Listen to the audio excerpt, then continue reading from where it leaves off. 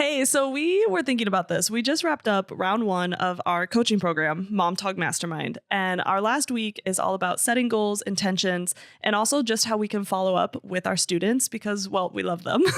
And we want to make sure that when you do coaching with us, like small plug, like this is personal, this is one-on-one. We never want to stop yapping at you. Yes, we want to see you win. So that's why, like, okay, the offboarding process for us, we want to set your goals so we know how we can follow up with you to hold you accountable and to get you where you want to go. Yeah. So today we really wanted to talk about like setting those goals, reaching those goals, and just hustling, you know?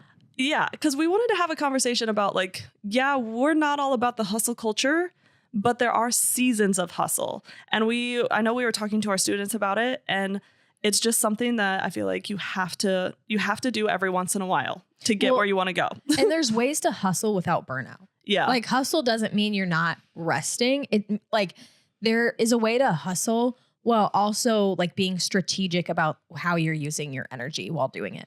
Mm-hmm. Well, and I know because like all of them were so unique too. I love them so much. If you guys are listening, like we are so proud of you. So proud. And it's all of their unique traits. Is that the word I'm looking for? Yes. They all had like a unique follow-up that they needed. And like some of them, it's like, okay, they just need someone that's like, hey, did you do this today? Hey, how's your admin days coming? And like some of them were just like, please talk me off a ledge. Yeah. Well, and the thing I love about the personal coaching and like the one-on-one aspect is you get to see everybody's different strengths and then the places that they need that like confidence and somebody to just say, no, like you are good at this. Like, here's how to do this. Like, here's how to walk through this. And just to see everybody like where they're at and then to like learn where they need to push. Mm-hmm. And I swear, we're not just like plugging Mom Talk Mastermind, but it made me think about this topic about where we need to hustle. Mm-hmm. So like in my mind, this year, we set the intention that this is a hustle year for us because we launched the podcast in December. We wanted to grow the podcast and then we wanted to start coaching together, not just separately.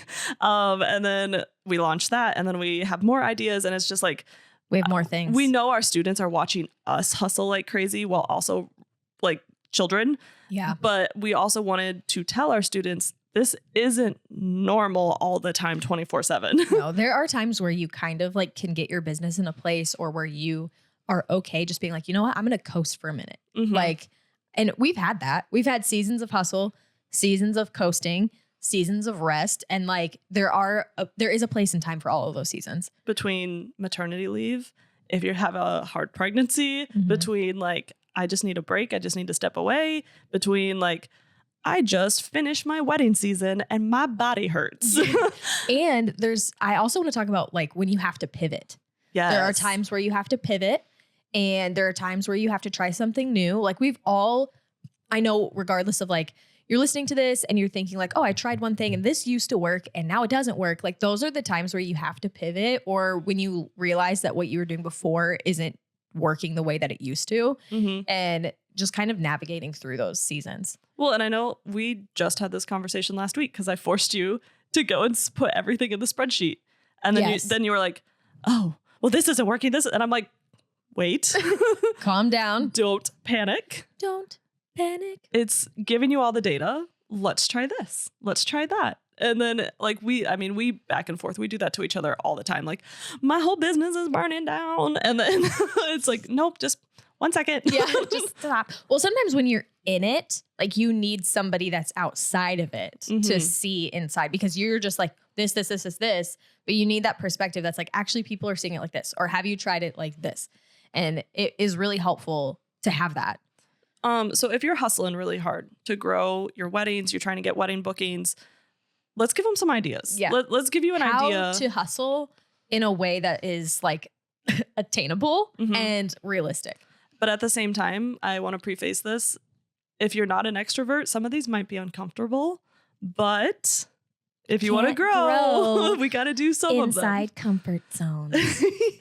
I'm in my comfort zone in this couch right now. Dude. But like, okay, seriously. We're not serious. Uncomfortable things to grow weddings right now. I feel like I have to say this off the start.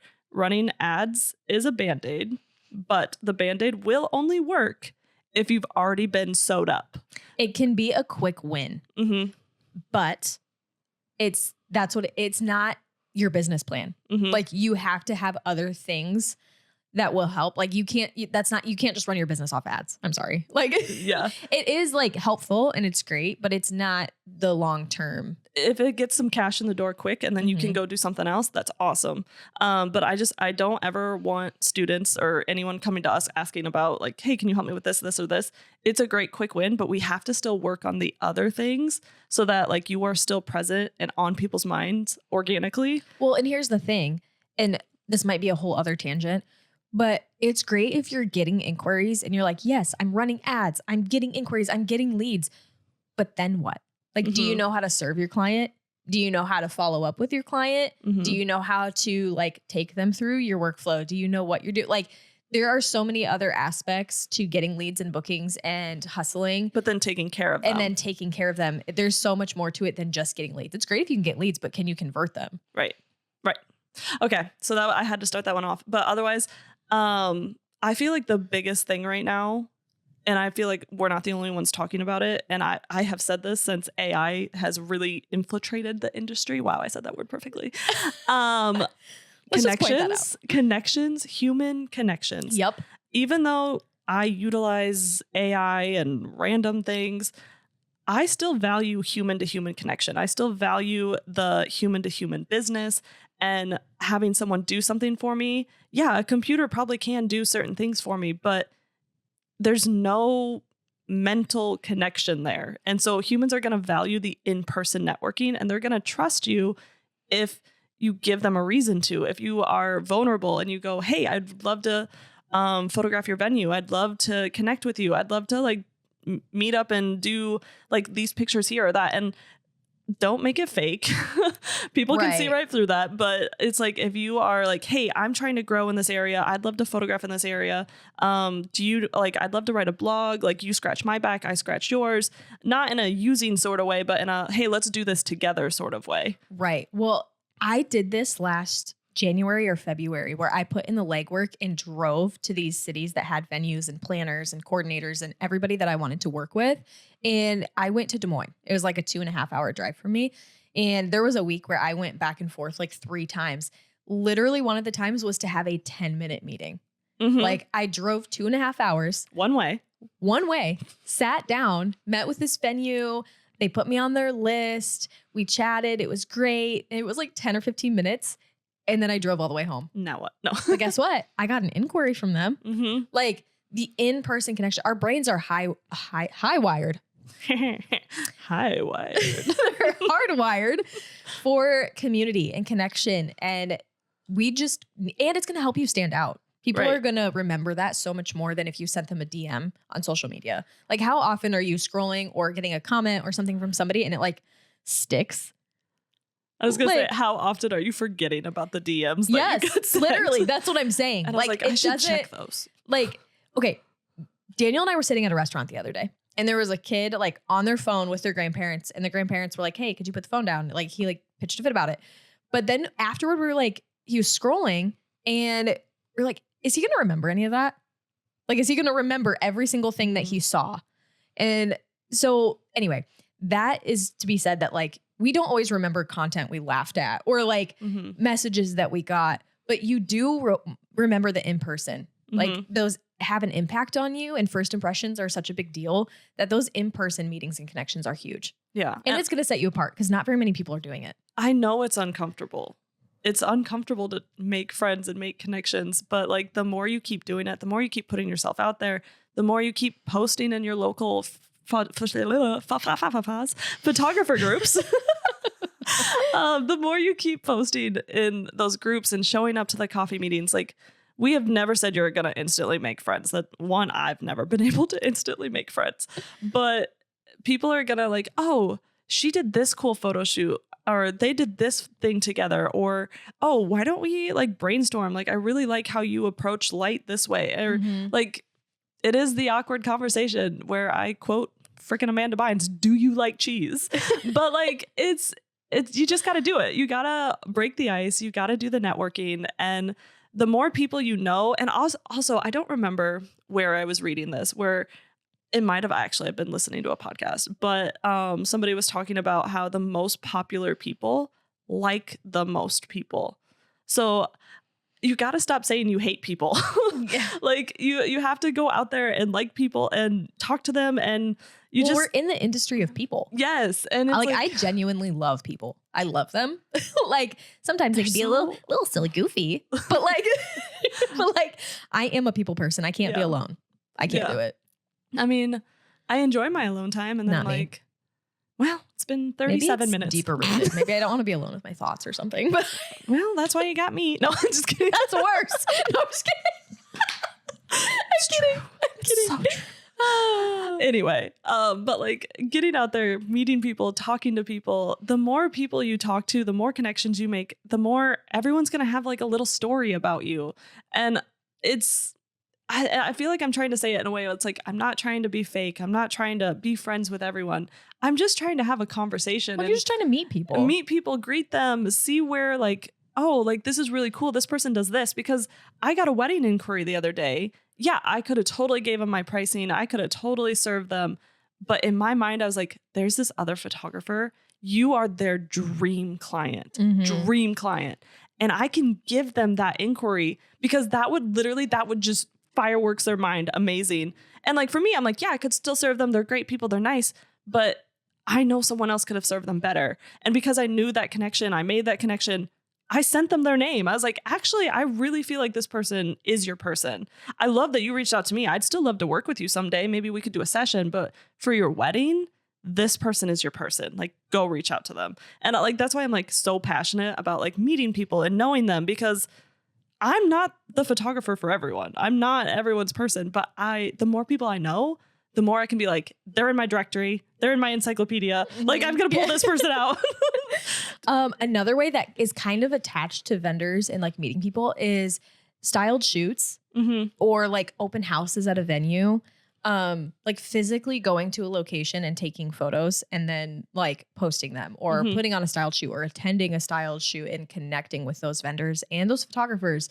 I think it's funny because just like you were saying about passing off a wedding client, most photographers or most people outside of the photography community are like, oh, everybody's competition. When it's like, if you're great friends with photographers, like it's just a giant circle. The amount of bookings that I've gotten from referrals from other photographers too, like we're all helping each other out. Like, you got to find your people. Well, and like, I was thinking about this too, as I wanted to like send people certain inquiries, but then I also, I know like you put good karma in the world, good karma comes back. And it's like, I would rather send people certain things. And I don't know. I like talking to people. I love listening to their stories. And I know my husband's going to kill me for this. Being an introvert, like he doesn't want to talk. Like he's like, he has his people, but he doesn't want to like go out of his way. And that's why I'm like, I'm speaking to you right now, introverts. You can do this. Oh yeah. And like, it's not, we're all in the same industry. Like we're all trying to make art together. So yeah. Okay. I think if Jamie and I can make a podcast and content and we are the most unserious people ever, you can do anything. Plug for you to watch our Instagram stories. No. Okay. Besides networking. Oh, I remember what else I was going to say. When you get content at these venues or these other vendors, please be strategic with how you blog it, with how you put it on your website, how you Google, how you do strategy. Should we share matters. Our review tip? I mean, you can if you want to. We shouldn't tell them all the time. No, I'm just kidding. Never mind. Holding that. No, I'm just kidding. If you go to an open house or you shoot a wedding at a venue or a location, using that content in like Google reviews and leaving the pictures in Google reviews, people will see that. So they'll see your work. It'll get viewed. It'll help like traction. It's a really good strategy. Also, because I know this applies in 2025. When I say strategically blogging, making sure it's original content, making sure you're speaking to your ideal client, but also using a strategic keyword that you're trying to rank for. Chat GTP. GPT? Either way, Chatty McChatterson is sourcing blog posts when people are searching. Yeah. Oh, Jamie came up on my Chat GPT the other day because I was looking up for ideas. I can't even remember what it was for, honestly, but that's besides the point. I was talking to Chatty and, hey, can I have ideas for XYZ? And it pulled like blog information from blog posts, and it said Jamie Tobin photography. Yeah, Jamie you sent me Tobin a photography. screenshot. I was like, girly pop. I was like, this is why original content with a strategy matters, and making sure that like, because I know everyone listening for the most part is a mom, wants to be a mom. You have to find a content strategy, a posting schedule that works for you. And I know I challenged our students. I want to see you guys blog once a month, but I want that blog post to be very strategic, written in a way that's you're talking to a human, but also so Google can find you. And it has everything to do with using the right words and using that keyword naturally. But like, this is me getting technical, but also like giving good information that's written from your voice, your point of view to your clients.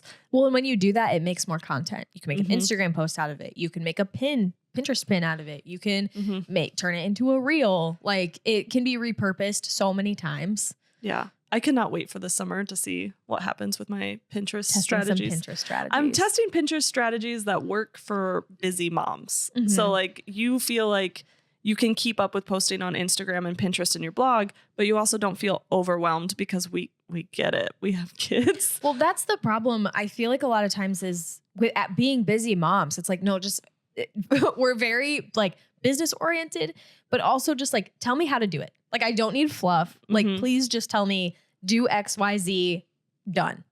Like, that's what we need. Yes. Okay. So we have strategic blogging, venues, networking, and like the networking, that's literally a spider web because that leads to the Instagram post, the blogging, the meeting of the clients seeing your work, seeing you've already been there, being able to tag people on the business reviews, being able to tag people on Facebook reviews. Well, working on the stuff that people don't really see. Like, I know our go-to is like, oh, let's make reels and let's do all this stuff because it's flashy and you can see it and it feels like you're doing something because it's visual. Like, yes, I'm putting something out there and everyone can see it.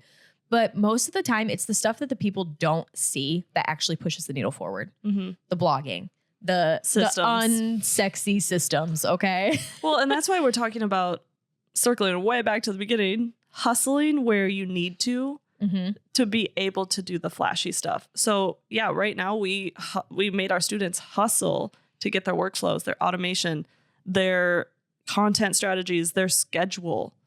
And like, yeah, they want to, like, for the most part, people are like, oh, tell me about Google Ads. Tell me about this. And I'm like, no, pause. Back. We got to do the plumbing and the electric before we can do the design. Like, we got to do the unsexy stuff that costs money.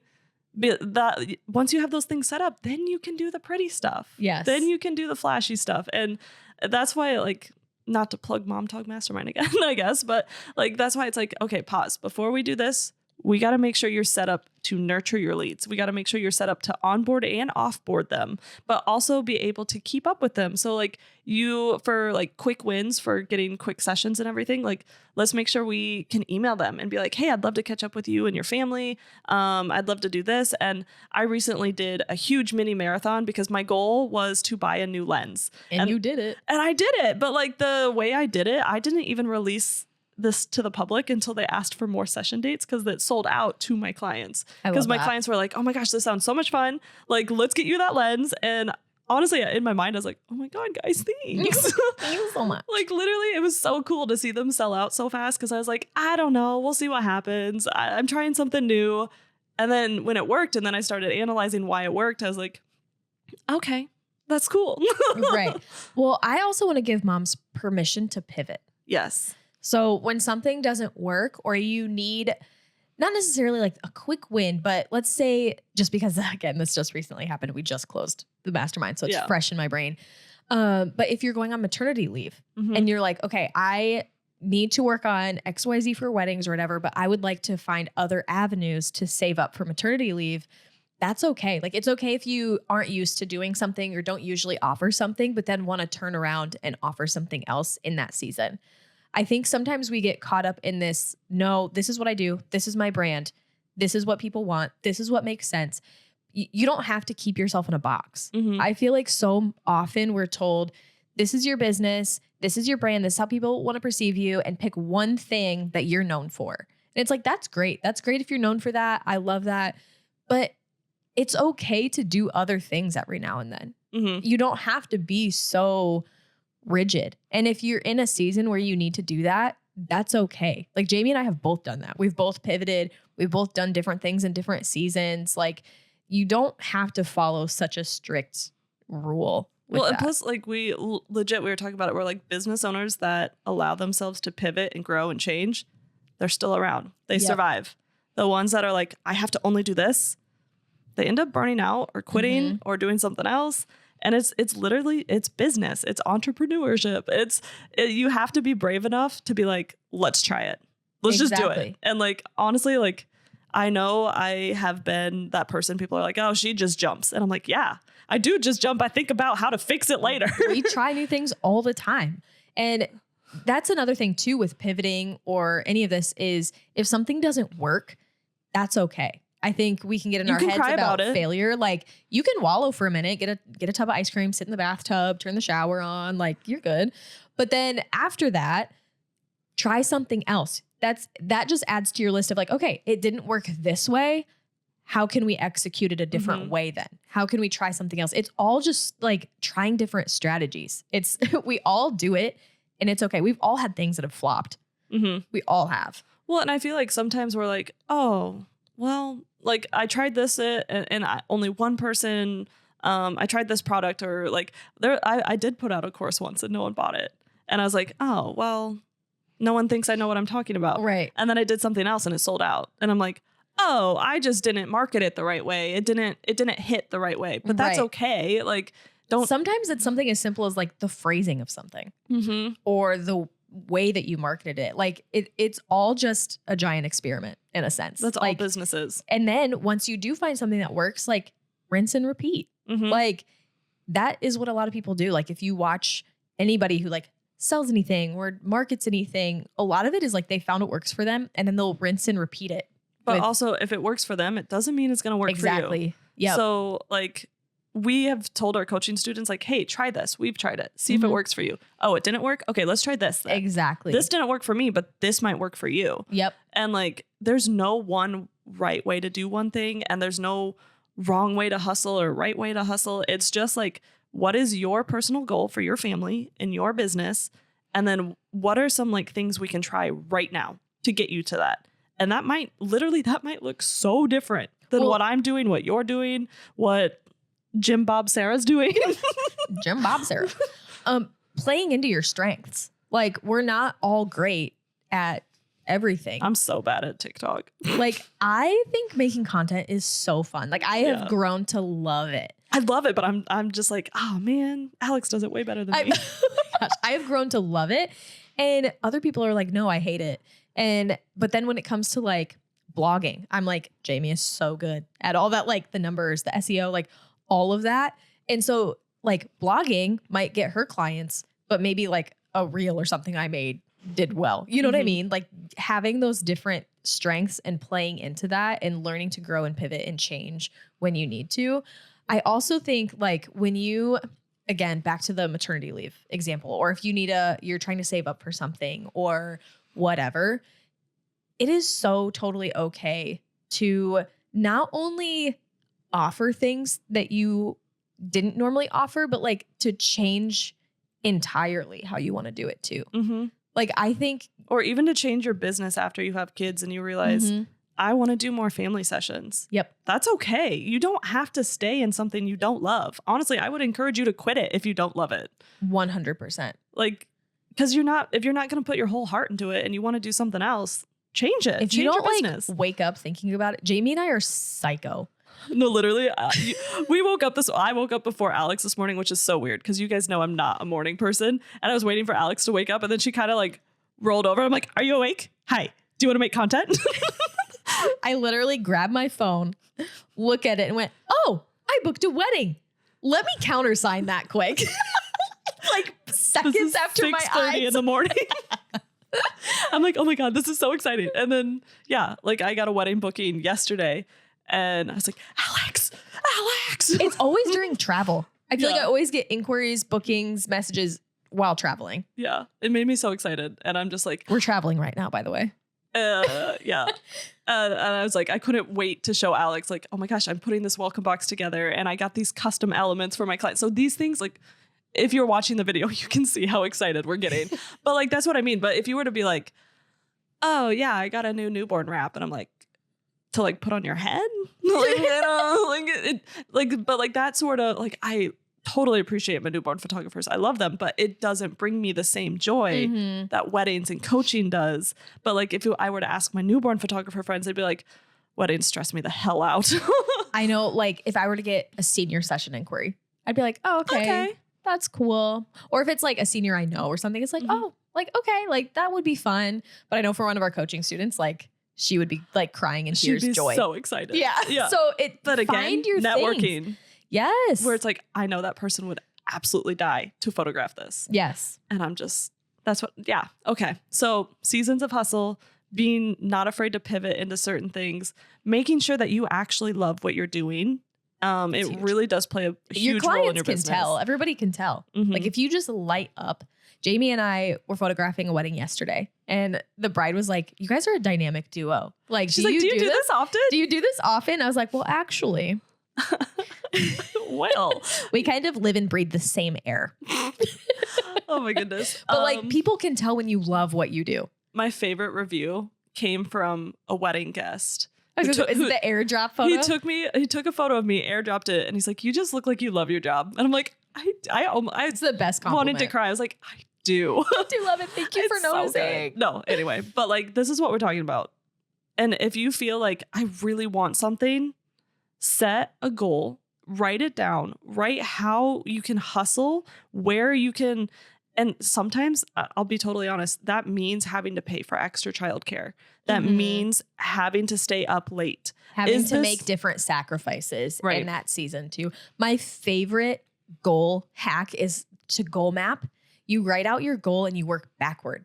Like, okay, so I'm just going to say an example. Okay.